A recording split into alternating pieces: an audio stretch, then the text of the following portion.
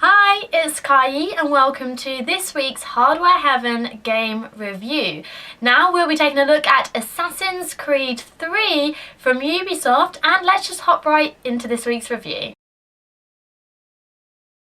The first thing that you'll notice about Assassin's Creed 3 is how easy it is to pick up the controls and the gameplay in this game. Not being a massive Assassin's Creed player in the past, it was really great to see they have a tutorial system that didn't feel like a tutorial system.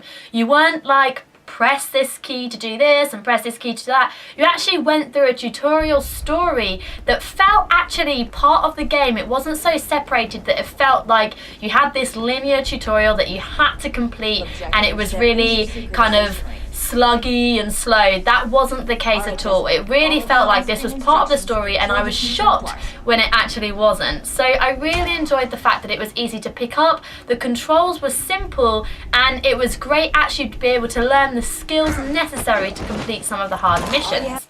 Now, the gameplay as a whole is very smooth. Some of the combat does feel a little bit repetitive when it does counter things like parrying and attacking, but the kill animations make it worthwhile when you get that amazing stab to the neck or you assassinate from high and you jump down onto your target. That is really great. So definitely the animations make up for the kind of repetitive key pressing that you have on your Xbox or PS3 controller.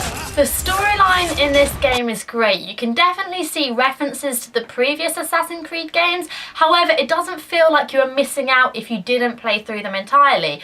Like I said, I never have completed an Assassin's Creed game before, and I still felt like I could make a difference and I actually knew what was going on. The storytelling aspects between the cutscenes and the missions that you complete is great. You hear a lot of what is going on around you, and that's how you get the majority of the story. It's a great way of telling and having this RPG element to a stealth game that I felt actually appealed to RPG players like myself.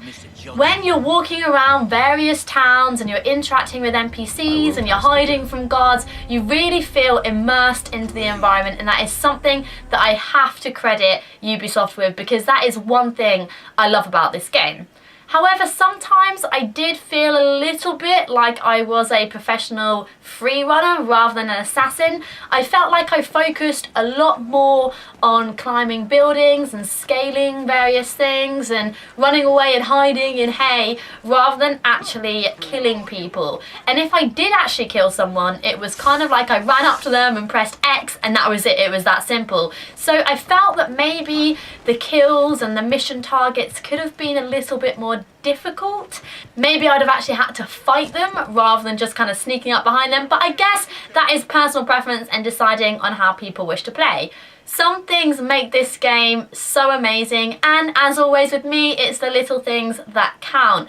I loved being able to hop on horses and ride around, and one thing that really amused me was actually being able to kind of rear up on the hind legs of the horse and scare nearby people. Also being able to gallop through the streets and push people out the way. Something that really amuses me in this game is pushing people and then having people push me back. I'll be casually roaming the streets and suddenly someone just shoves me and you can feel your controller vibrate and it's actually like, hey, why did you do that? So I really love that about this game, just the little details that make it fun. Also, you can actually pet animals that you can encounter and you actually start feeding them, and it's just really amusing to watch, and I really enjoy that. The environment art and the surroundings is great. I couldn't really ask for anything better regarding that.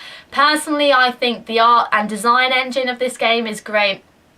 Just the way they showcase the historical elements of the game and the buildings without having too much detail. You don't want it to be so detailed to the point that you lose focus on the gameplay, because the gameplay is essentially what you're doing. Yes, having something nice to look at is great. However, if the gameplay is stale, then, you know, it's going to be a boring game. I think Assassin's Creed 3 balances these two aspects perfectly. It's a great looking game and with great gameplay. However, neither one of them really outshines for me, unfortunately. I wouldn't say this is the best game ever personally, because I felt kind of detached from the characters. Even though the storyline was great and the way the story is told and the missions you do and the objectives and all of the side stuff that you can do, exploring and collecting and stuff like that, I felt that I wasn't really attached to anyone. If anyone died, or if I had to assassinate a target, or a part of story was told to me, I kind of felt like, I don't really feel for this person. I kind of felt that I was a bit of an outsider looking onto the story. That'd probably be the best way to describe it. However, if you're interested in just getting those great kills in, you're looking for those kill animations, you love the story of the American Revolution, you want to get some history aspects in there, then Assassin's Creed 3 is a great game. In regards to multiplayer, there are two different modes that you can do. There's Domination and Wolfpack. Domination is kind of like a point capture type map that you would see in an FPS game, and personally I feel it doesn't really have any place in this sort of game genre. I literally played one game, really didn't like it, felt that it didn't really fit with the rest of the game and it was very much out of place, and actually tried to avoid it as much as possible after that. Whereas Wolfpack is a map where you have 2 to 4 kind of players and you have to assassinate NPCs within a set time frame, and there's a various number of rounds.